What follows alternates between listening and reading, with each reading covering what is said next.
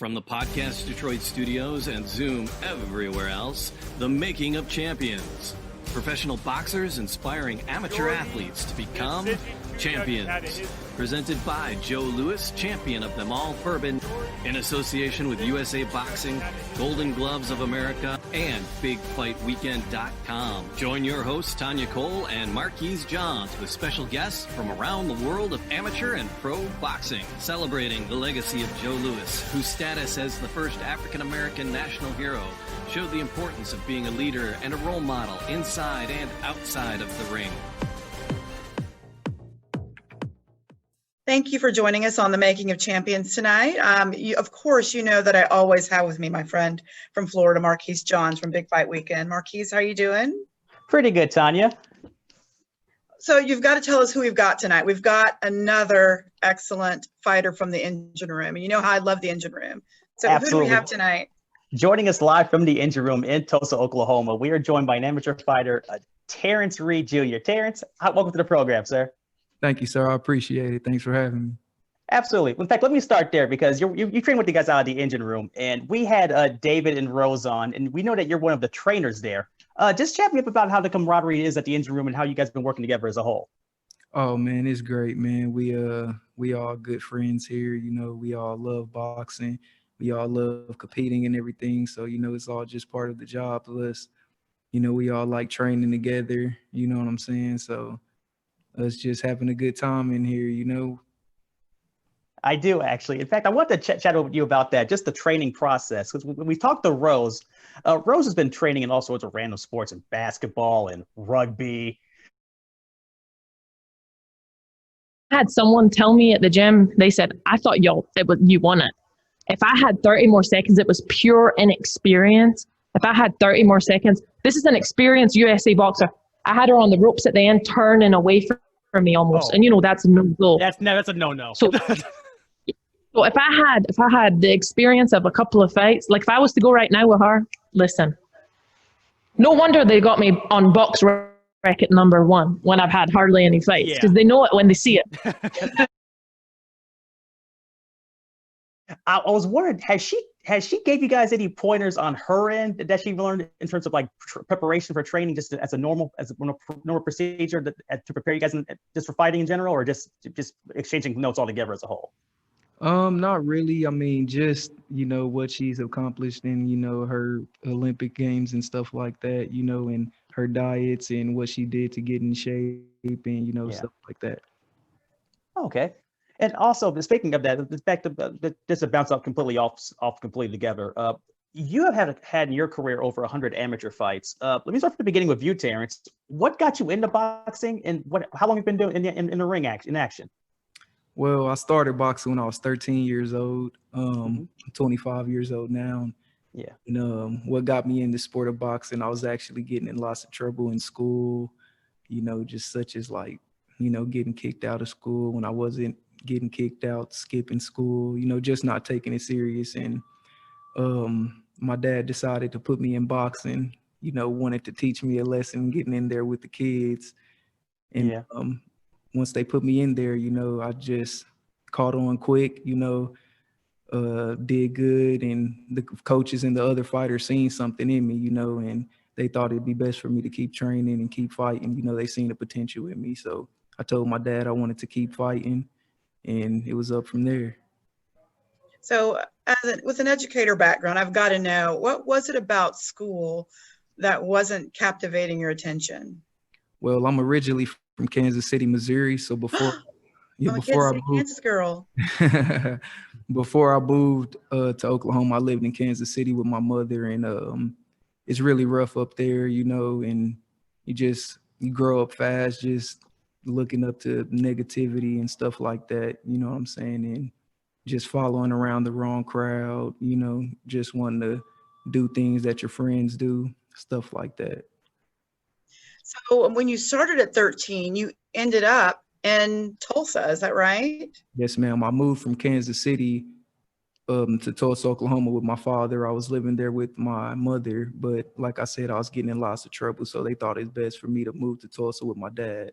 And so what role did he play in your transformation? Because You know, I read an article a few years back, actually, for you, and it said that your dad said basically he wasn't going to just kind of sit back and watch this happen to you. And so what specifically did your dad do to help you along with this transformation? He just got me out of rough environment, you know, wanted to teach me how to be a man, you know, teach me how to make it in life, you know, get me through high school, give me an education and things like that. You know, he just wanted a better life for me than the life I was leading on to. You know, I was going on a road of destruction and he didn't want that for me. So he did all he can to help me come through it. Well, didn't your dad go so as far as to make a gym in the backyard for you? Yes, ma'am, he did. Yes, ma'am. We And what was that gym like? It was in our backyard. It was like a little garage shop. We had a few bags hung up, you know, speed bags, some weights and stuff like that, you know, just enough to get us in shape and do what we got to do in the sport of boxing. Mm-hmm. And I read too that your dad did a lot of prayer for you. What role does prayer play for you, your father, and your family? It plays a major role. You know, my family, they go to church and I was going to church as well, you know, and they just wanted best for me. You know, we want to keep God first and everything like that, you know what I'm saying? And just, you know, praying for better days and things like that. Gotcha. I know you were telling Marquise that they saw something in you. Yeah. When they put you in that ring, sort of a light bulb came on of sorts. Yes, and I ma'am. know that you probably felt that too when they noticed that. And what do you think they noticed in you? Well, like I said, I'm from Kansas City, Missouri. I grew up with 2 older brothers, so I grew up fighting a lot, you know. I grew up fighting with my brothers and on the streets with guys and stuff like that. So when they threw me in there, it wasn't nothing different for me. We just had gloves and headgear and everything on, and they seen the fight in me and they seen, you know, that I was really good at it, and they just thought this would be the best move for me, especially to keep me out of trouble. Gotcha. I didn't know it was just like a Kansas City thing. You know, I grew up on the Kansas City, Kansas side and grew up with lots of uncles. And when I would go to visit, one of the things they would do was kind of we had mattresses in the room, but they would kind of throw me around the room. And I guess so that was maybe sort of my kind of training too, but I didn't know that was just sort of isolated just to me. I didn't know it was a Kansas City, Kansas thing or a Kansas City, Missouri thing. Mm-hmm. What do you think that knowing that your dad saw this in you, why do you think that he went through that much effort to build a gym for you, to bring you to live with him? What do you think that he could provide that was not happening specifically there with your mother? Because we've had lots of boxers on here. We've probably had an equal number of them say that their mother is their strength, and the other half say that their father's their strength. What did your father think that he could provide for you that she could not? Just showing me how to be a man. You know, my mom had me and my older brothers, and she couldn't control all 3 of us. You know, we were running the streets and getting in lots of trouble, you know, wasn't disobeying her, wasn't listening to her as much. So, you know, don't get me wrong, my mom did all she could for us, but it's just, you know, my dad is a male figure, had to step up to get me to be a man. Gotcha. Well, the Making of Champions on Joe Louis Berman will return in a minute. So Terrance, when we come back, we're going to talk a little bit more about your father's sort of push to encouragement and the sort of the Joe Louis legacy and sort of what's next for you at the engine room, since this is a new position for you there. Is that correct, as a trainer? Yes, ma'am.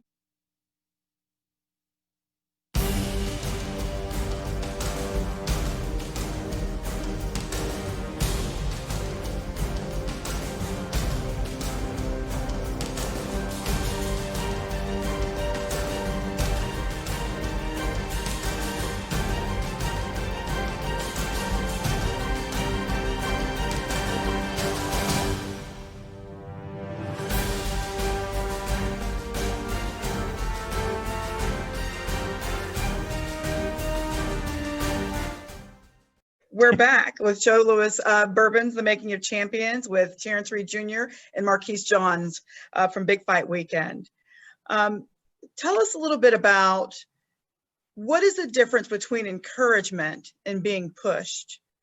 Your father talked a little bit about that in an interview a few years back about giving you sort of the push you need to get on the right path.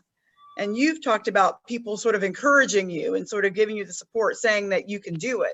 But what's that difference between encouragement and being pushed?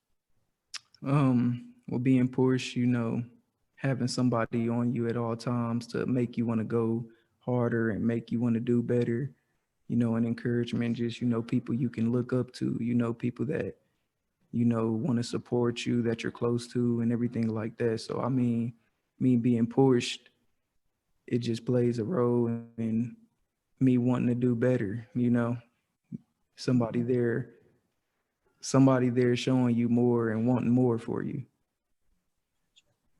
So Joe Louis's legacy of being a positive role model for the lives of those in USA Boxing and the Golden Gloves division has sort of brought you back to Tulsa in a roundabout way. And I want to kind of know, it's been some time since you started boxing, and now that you're back, how do you feel that you can play a role as a role model with amateur boxers and young people there in that community? Well, I've done it since I was a kid. I got over 100 amateur fights, and I've been to the nationals several times.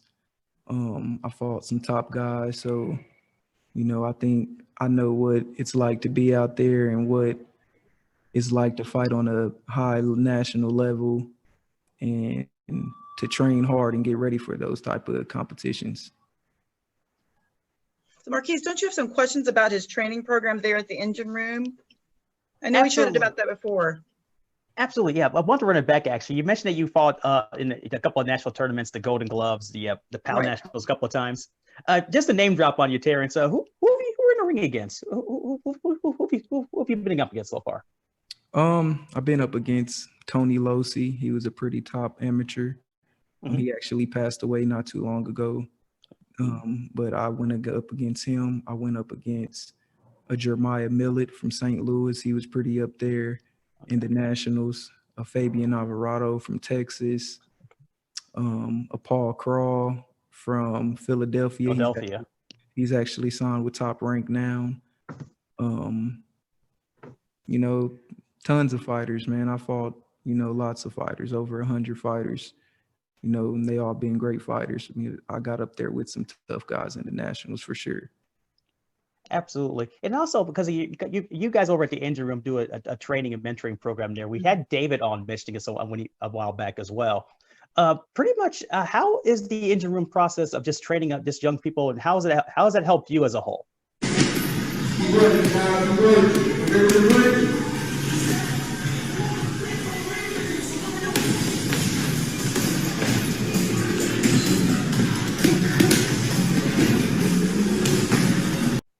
Well, it also helps with my boxing as well. If I'm teaching someone and telling them to do this and do that, it makes me think of my boxing. Like when I'm training, I need to do this and do that. I'm telling these young kids or these adults to, keep their foot right or their hands up, and it makes me want to do the same. I think about it more when I'm training. So, I mean, being a trainer and boxing at the same time, it plays a good role. Absolutely. So back to my question too, Marquise, what I want to know is, what are you telling those that you're training? I know that's part of your new role there at the engine room. I'm just trying to push them, trying to tell them to push yourselves and keep working hard. And, even when it's hard, the more you train and the more you work at it, it'll get easier. But once it get easier, you got to keep it going. So I just try to keep them pushing. How much do you train a day? I try to train every day about an hour and a half, sometimes two, in between classes or personals. Try to get me a workout in, if not a workout in, a run, any type of thing that helps with my boxing. Okay. And so do you get David out there with you running? Because I know sometimes David doesn't like running. Oh yeah, me and David, we run together a lot sometimes. Okay. Okay. One of the things David mentioned One of the things David mentioned to us, Terrance, when he was on, was like the one thing they liked about training and mentoring the people around him in the youth was seeing their progress. He mentioned to us a story about how he saw one person who couldn't throw a punch at first and now is throwing great jabs. Do you have a story similar to David's about that with anyone that you've been training so far with in their progress? I can't really say so far because they're still in the progress, and a lot of the people I've been training with actually knows a lot from what the engine rooms taught them. But that is a thing that I like to see too. People progressing. I don't like for them to get discouraged or frustrated. I try to keep them up by telling them, it's going to take time. It's not going to happen overnight. Just keep working. So when I see them coming back to keep working and trying to better themselves, it's a good feeling for sure. What do you think have been the greatest lessons that your father has taught you so that you can impart these to your fighters and boxers that you're working with? Working hard, staying motivated, not losing focus, things like that, staying dedicated to your craft, just giving it your all, making sacrifices for sure. And speaking of sacrifices, you're a new father yourself. Yes, ma'am, I am. Tell us about your little one and what does it mean to you to be a father? My daughter, she's 1 year old. Her name is Trinity. She's my everything. It changed me when I had her. That's another reason I wanted to push my career in boxing, just put her and my family in a better position, but, she's my best friend. I wouldn't trade her for nothing in the world. Mm-hmm. Mm-hmm. Speaking of boxing careers, you mentioned that you're trying to get yours on the ground, off and running again, Terrance. Right. One that recently stopped was a friend of yours, Alex Saucedo, who was in a hell of a fight, actually, that's pretty much underlooked because of the fact of the main event of Teofimo Lopez winning over Vitaly Lomachenko on October 17th. Saucedo had to retire recently because of 2 brain bleeds in that fight against Barbosa. And the one thing that he was mentioning was that his career was over and he had to keep an eye on his family and future because he has 2 little ones as well. I think one is 7 and one is 1. Right. Yeah. You starting back up, I just want to get your thoughts, Terrance, on just your connection with Saucedo and how well do you know El Shajon? I know Alex Saucedo from, just being a fighter out of Oklahoma, of course. He's one of the best fighters to come out of Oklahoma, but we actually sparred, a few times. That's how we really know each other. He once said he couldn't find, that good of sparring in Oklahoma that he was needing. He traveled a lot, but he needed sparring when he was home, and he thought I would be the perfect sparring for him, and I'll be able to give him good work. So, that's how we know each other. We used to spar a lot. And what does that mean for you as a boxer now that he's had to retire and he's been sort of Oklahoma's son, if you will? What does that mean for you? I'm just glad he made it out healthy and he made it out fine, Yeah. But, he had a great career, 30 wins, 2 losses, got to fight for a world title, put his family in a good position. I'm just happy he made it out safe. Yeah, he's still young. He could have had a more career to go, but, this sport's dangerous. It's scary. Anything can happen. He made a smart move. There's a quote that's associated with you, and it's champions are made from something they have deep inside of them, a desire, a dream, and a vision. What are your desires? What are your dreams? And what is your vision? With me just now getting back into sport, I want to stay amateur for about another year or 2 just to get back used to being in the ring and fighting again. One day I want to turn professional and fight as a career, and one day become world champion, put my family in a great position, and do all I can for them. But my goal is to be in the professionals, become a world champion one day. And speaking of that, your next in action, Terrance, actually, we have listed here on, next week, actually, in Oklahoma City. Is that correct? Yes, sir. All right. So we got you listed here. You're going to be fighting at 138 pounds. My question to you, of course, is if you're going to go pro, there's not too many catch weights for fights at that length, as you well know. It's either 135 or 140. Where do you see yourself professionally if down the line? I actually see myself at 135, maybe even 130 if I can make the weight. Because in Oh, the pros, making weight's different. You know, you make weight before the fight, the day before the fight, and you got that whole day to hydrate and, you know, energize and the whole next day. So, I mean, a lot of the fighters in the pros, they come, you know, some of the guys at 135, they might be coming down from 150, you know, or some guys at 147 might be coming down from 165. So, you know, 135 or 130 for sure. all right. Is there anything else you want to know, Marquise, before we go Absolutely. for today? Yeah, but I did want to. We couldn't let you off the hook about this, Terrance. You come from Kansas City, and Tanya here as well. Big fan of, I'm guessing, Patrick Mahomes, and I would safe to assume. I noticed. I let him break the news to you. So with Patrick Mahomes being one of you guys' heroes here, chat me up, Terrance. Is he a source of inspiration for you as you look to go pro, or just in general as a general inspiration, just as a goal as you begin your career professionally? For sure. I mean, I believe me and Patrick Mahomes the same age. I know we were born in the same year. So Yeah. he's a 25 as well, 26. And, you know, to see all he's accomplished and what he's doing for the Kansas City Chiefs, yeah, man, it's inspirational for sure. You know, it's motivation, you know, it just makes you believe you can do anything. You put your mind to it and you work hard and stay focused. You know, for me with Patrick Mahomes, and I know that you also look up to Floyd Mayweather, Sugar Ray Leonard, and Muhammad Ali as a role model as well, and your father, of course. But for me, Mahomes, it's not just what he does on the field; it's what he does off of the field. And what I think for you now that you're back in Tulsa, you're positioned in such a way at a time in Tulsa, Tulsa's history, that it's revitalizing itself. You're revitalizing your career. What is it that you might want to bring to your community that's given so much to you as a young child? Just hope.